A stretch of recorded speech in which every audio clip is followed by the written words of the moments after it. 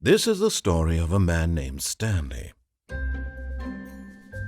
Stanley worked for a company in a big building where he was employee number 427. Employee number 427's job was simple. He sat at his desk in room 427 and he pushed buttons on a keyboard. Orders came to him through a monitor on his desk, telling him what buttons to push, how long to push them, and in what order. This is what employee 427 did every day of every month of every year. And although others might have considered it soul-rending, Stanley relished every moment that the orders came in, as though he had been made exactly for this job. And Stanley was happy. And then one day, something very peculiar happened. Something that would forever change Stanley. Something he would never quite forget. He had been at his desk for nearly an hour when he realized that not one single order had arrived on the monitor for him to follow. No one had showed up to give him instructions, call a meeting, or even say hi.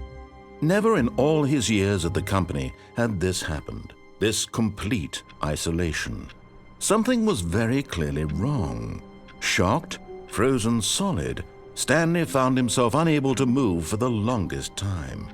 But as he came to his wits and regained his senses, he got up from his desk and stepped out of his office.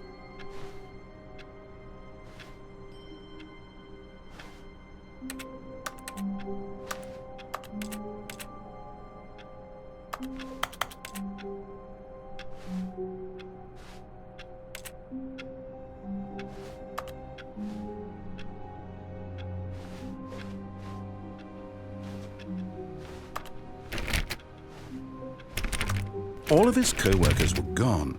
What could it mean? Stanley decided to go to the meeting room. Perhaps he had simply missed a memo. No matter how hard Stanley looked, he couldn't find a trace of his co-workers. Stanley went around touching every little thing in the office, but it didn't make a single difference, nor did it advance the story in any way.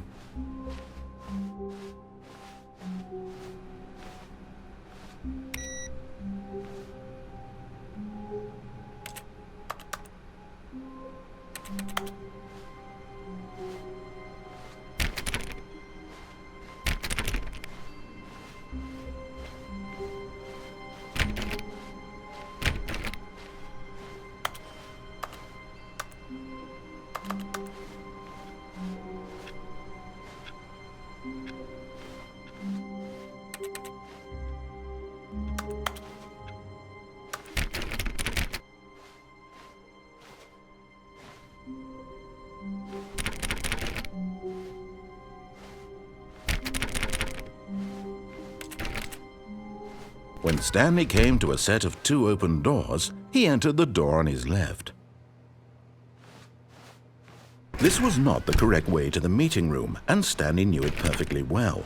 Perhaps he wanted to stop by the employee lounge first, just to admire it.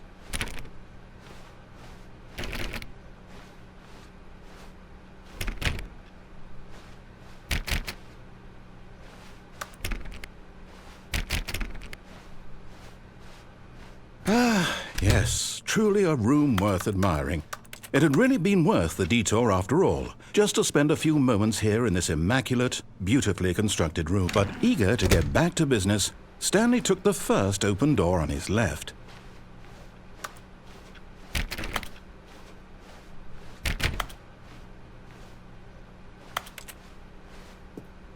Stanley was so bad at following directions, it's incredible he wasn't fired years ago.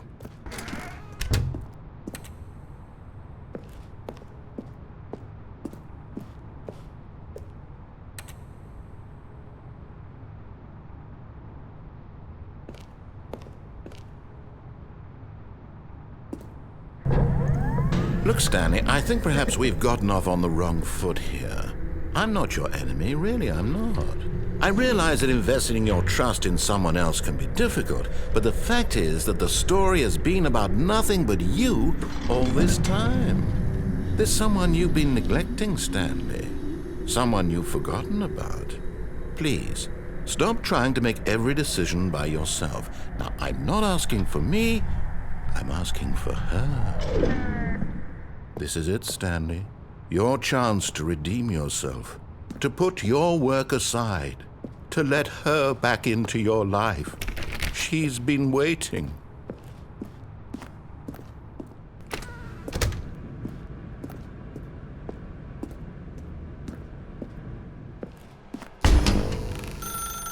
That's her, Stanley. You...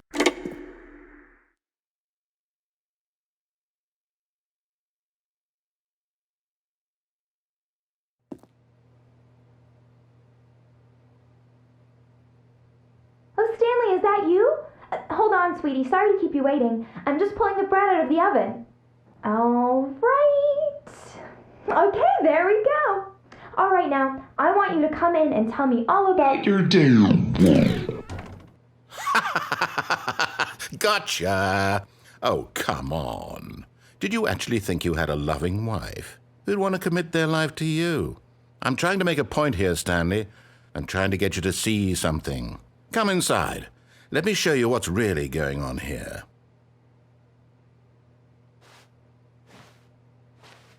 Sorry, but you're in my story now.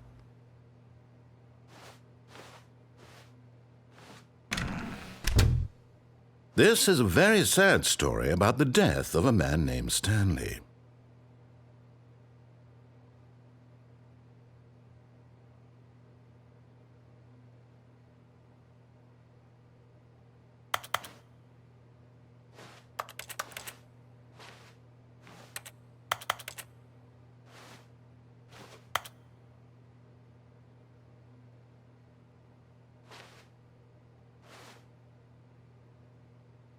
Stanley is quite a boring fellow.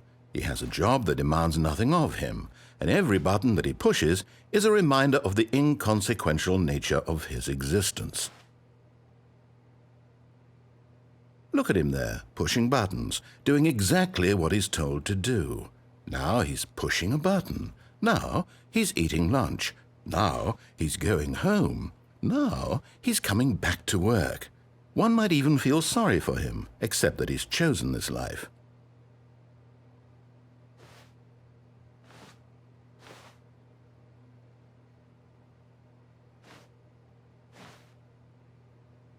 But in his mind, in his mind he can go on fantastic adventures. From behind his desk, Stanley dreamed of wild expeditions into the unknown, fantastic discoveries of new lands. It was wonderful. And each day that he returned to work was a reminder that none of it would ever happen to him.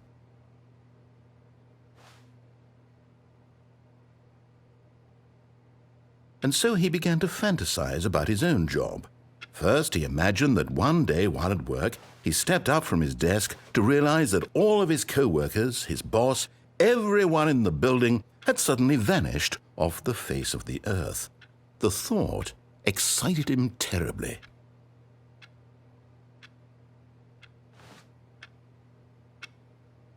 So he went further. He imagined that he came to two open doors and that he could go through either. At last, choice. It barely even mattered what lay behind each door. The mere thought that his decisions would mean something was almost too wonderful to behold.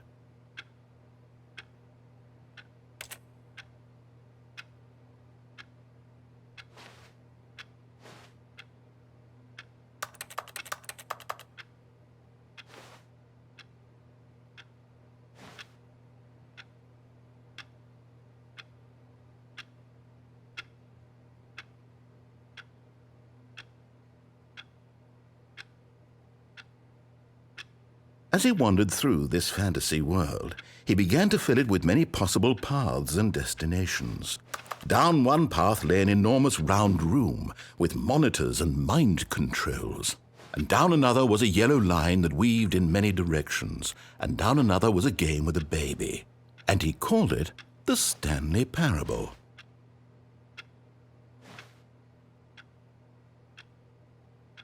It was such a wonderful fantasy, and so in his head he relived it again And then again, and again, over and over, wishing beyond hope that it would never end, that he might always feel this free.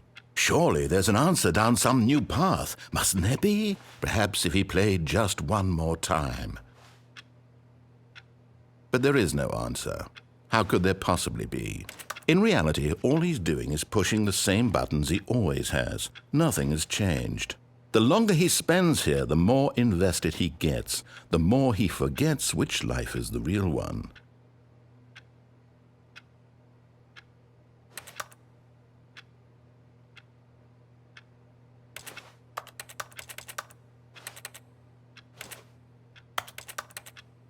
And I'm trying to tell him this, that in this world he can never be anything but an observer, that as long as he remains here, he's slowly killing himself. But he won't listen to me. He won't stop. Here, watch this. Stanley, the next time the screen asks you to push a button, do not do it. You see? Can he just not hear me? How can I tell him in a way that he'll understand that every second he remains here, he's electing to kill himself? How can I get him to see what I see? How can I make him look at himself?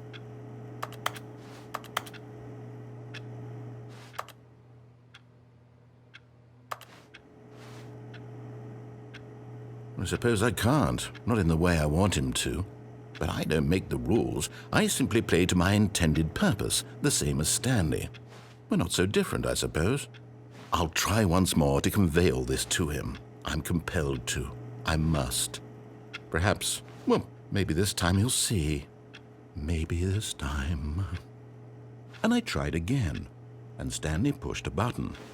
And I tried again, and Stanley pushed a button. And I tried.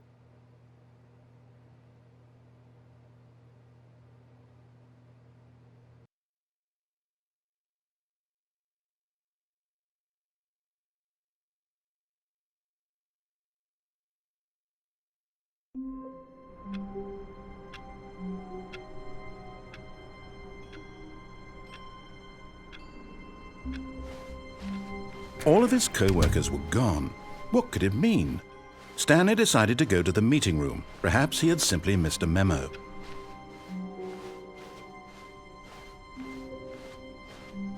When Stanley came to a set of 2 open doors, he entered the door on his left. Yet there was not a single person here either.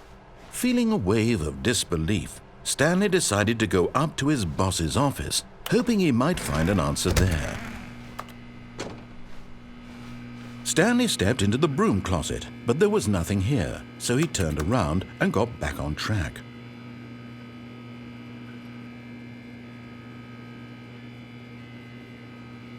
There was nothing here, no choice to make, no path to follow, just an empty broom closet.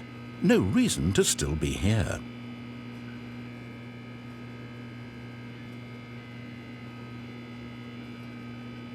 It was baffling that Stanley was still just sitting in the broom closet. He wasn't even doing anything. At least if there was something to interact with, he'd be justified in some way. As it is, he's literally just standing there doing sweet FA.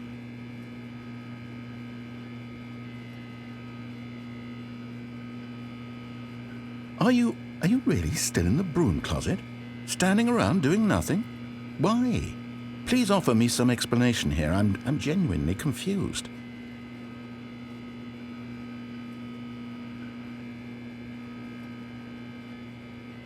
You do realize there's no choice or anything in here, right? If I'd said Stanley walked past the broom closet, at least you would have had a reason for exploring it to find out. But it didn't even occur to me because literally this closet is of absolutely no significance to the story whatsoever. I never would have thought to mention it.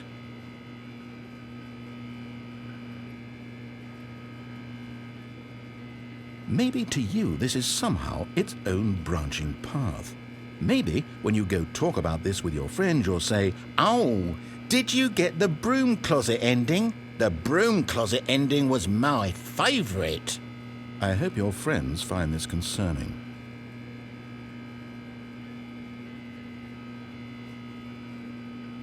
Stanley was fat and ugly and really, really stupid. He probably only got the job because of a family connection. That's how stupid he is. That or with drug money. Also, Stanley is addicted to drugs and hookers.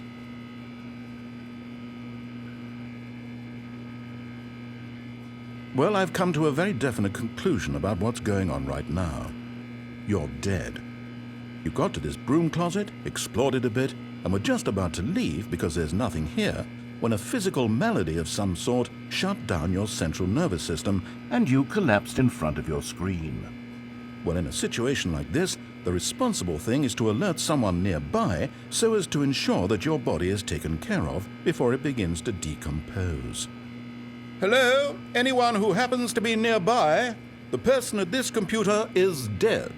They have fallen prey to any number of your countless human physiological vulnerabilities. It's indicative of the long-term sustainability of your species.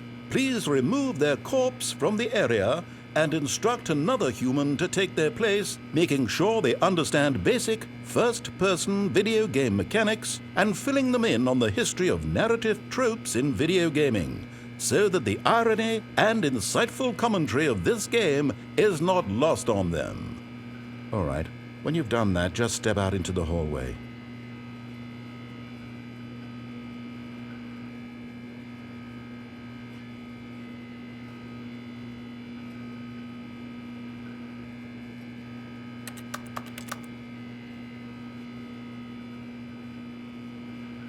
Ah, second player. It's good to have you on board. I guarantee, coming to a staircase, Stanley walked upstairs to his boss's office.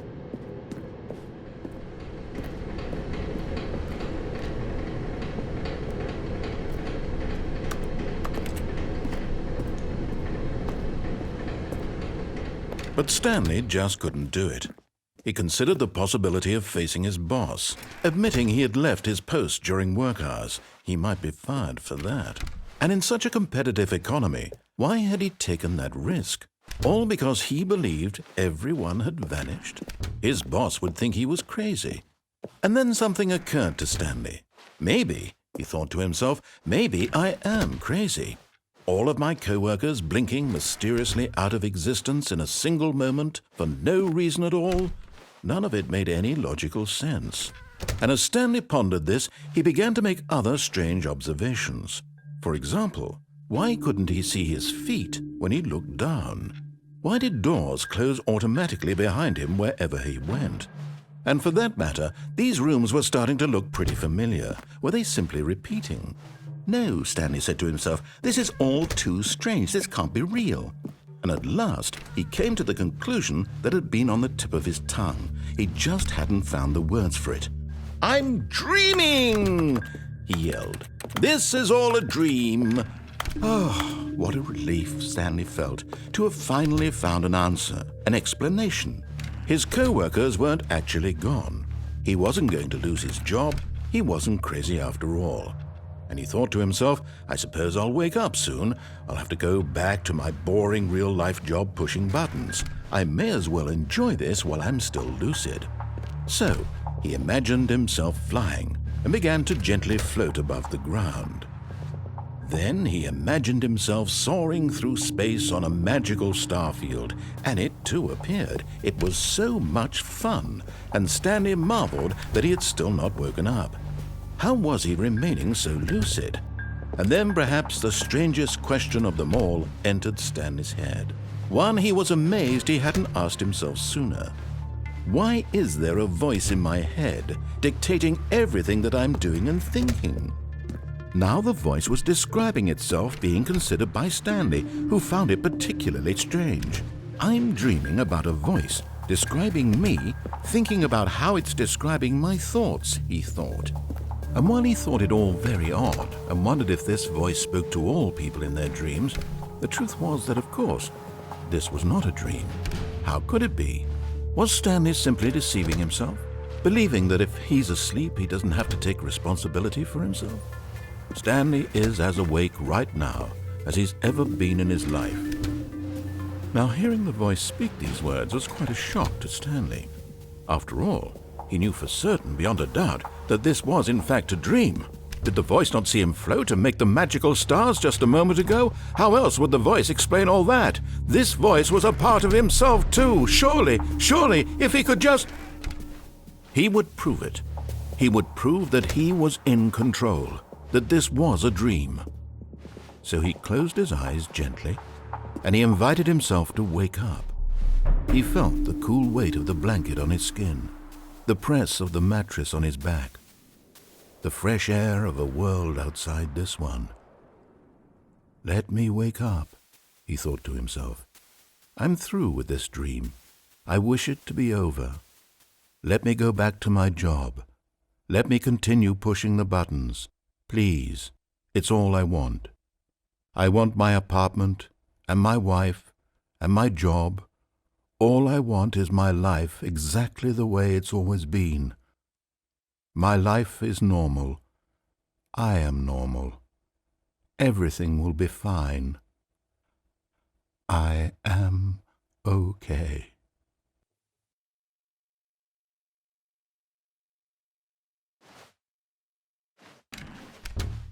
Stanley began screaming. Please, someone, wake me up. My name is Stanley. I have a boss. I have an office. I am real. Please, just someone tell me I am real. I must be real. I must be. Can anyone hear my voice? Who am I? Who am I? And everything went black.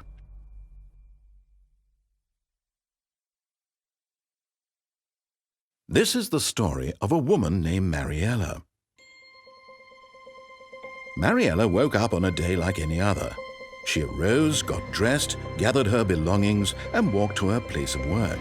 But on this particular day, her walk was interrupted by the body of a man who had stumbled through town talking and screaming to himself, and then collapsed dead on the sidewalk. And although she would soon turn to go call for an ambulance, for just a few brief moments she considered the strange man. He was obviously crazy, this much she knew.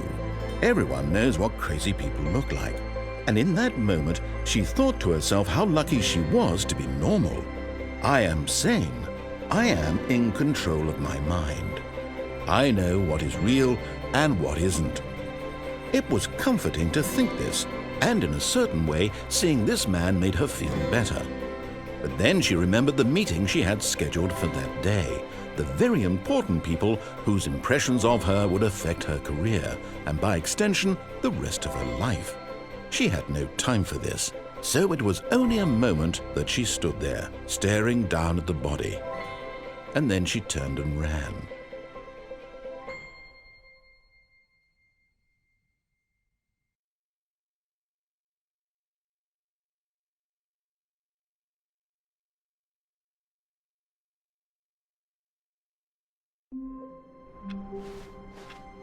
All of his co-workers were gone.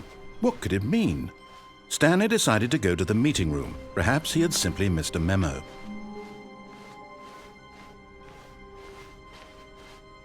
When Stanley came to a set of 2 open doors, he entered the door on his left.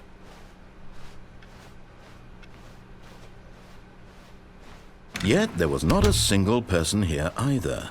Feeling a wave of disbelief, Stanley decided to go up to his boss's office. Coming to a staircase, Stanley walked upstairs to his boss's office.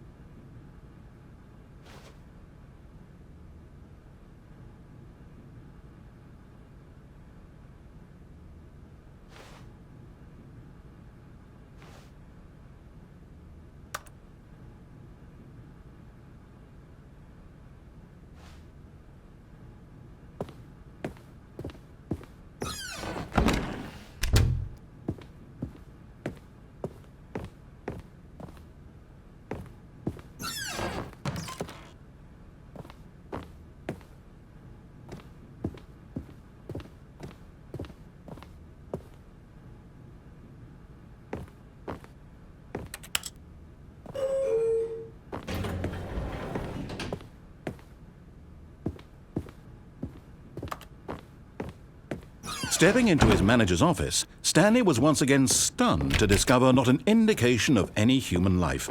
Shocked, unraveled, Stanley wondered in disbelief who orchestrated this. What dark secret was being held from him? What he could not have known was that the keypad behind the boss's desk guarded the terrible truth that his boss had been keeping from him. And so the boss had assigned it an extra secret PIN number, 2845. But of course, Stanley couldn't possibly have known this. Yet incredibly, by simply pushing random buttons on the keypad, Stanley happened to input the correct code by sheer luck. Amazing. He stepped into the newly opened passageway.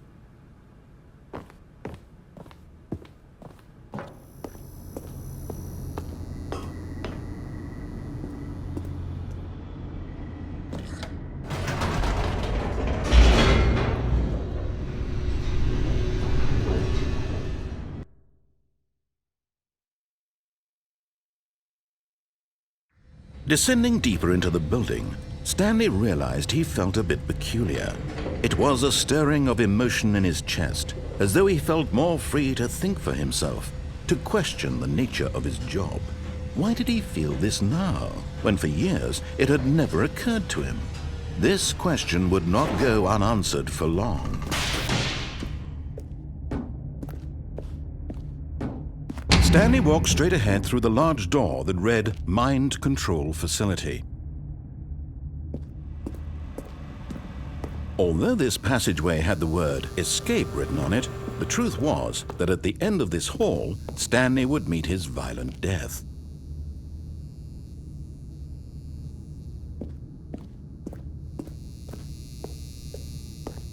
The door behind him was not shut. Stanley still had every opportunity to turn around and get back on track. At this point, Stanley was making a conscious, concerted effort to walk forward and willingly confront his death.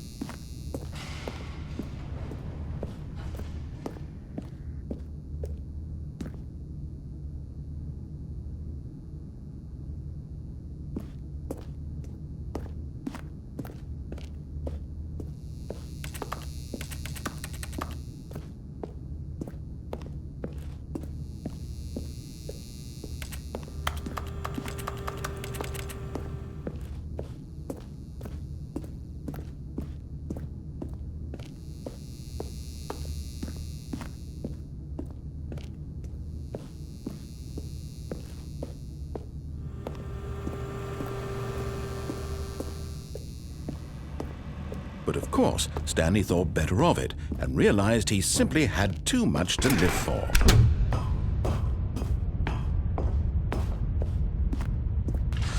The lights rose on an enormous room packed with television screens. What horrible secret did this place hold? Stanley thought to himself. Did he have the strength to find out?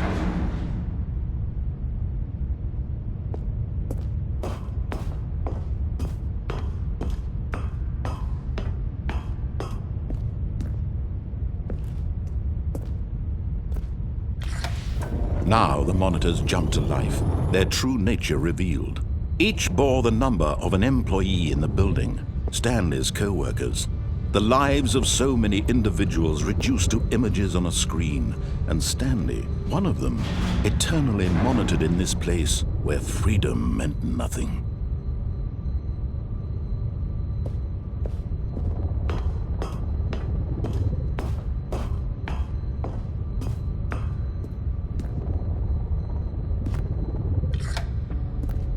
This mind control facility, it was too horrible to believe. It couldn't be true.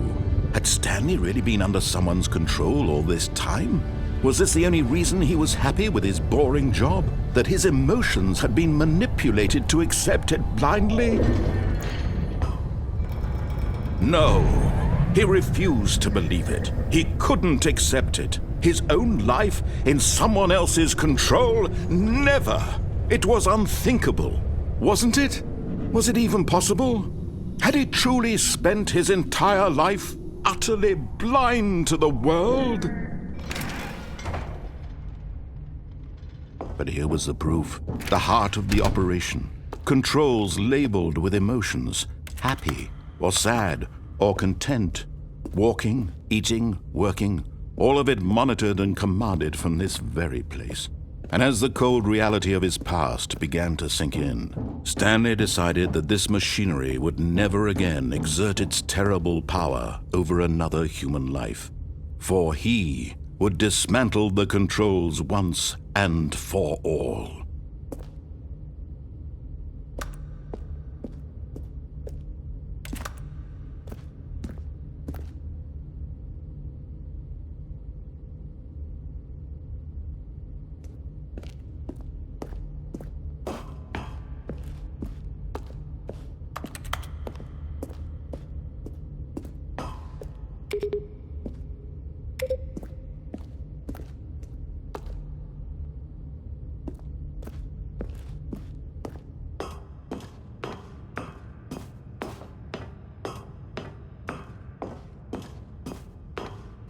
And when at last he found the source of the room's power, he knew it was his duty, his obligation, to put an end to this horrible place and to everything it stood for.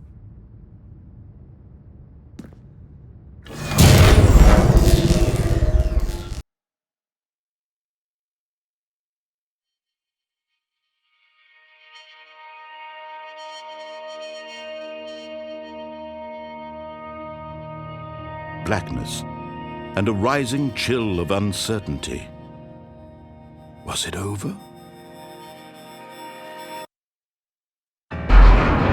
Yes! He had won! He had defeated the machine, unshackled himself from someone else's command. Freedom was mere moments away. And yet, even as the immense door slowly opened, Stanley reflected on how many puzzles still lay unsolved. Where had his co-workers gone? How had he been freed from the machine's grasp? What other mysteries did this strange building hold? But as sunlight streamed into the chamber, he realized none of this mattered to him, for it was not knowledge or even power that he had been seeking, but happiness. Perhaps his goal had not been to understand, but to let go. No longer would anyone tell him where to go, what to do, or how to feel. Whatever life he lives, it will be his. And that was all he needed to know. It was perhaps the only thing worth knowing. Stanley stepped through the open door. Stanley felt the cool breeze upon his skin, the feeling of liberation, the immense possibility of the new path before him. This was exactly the way, right now, that things were meant to happen. And Stanley was happy.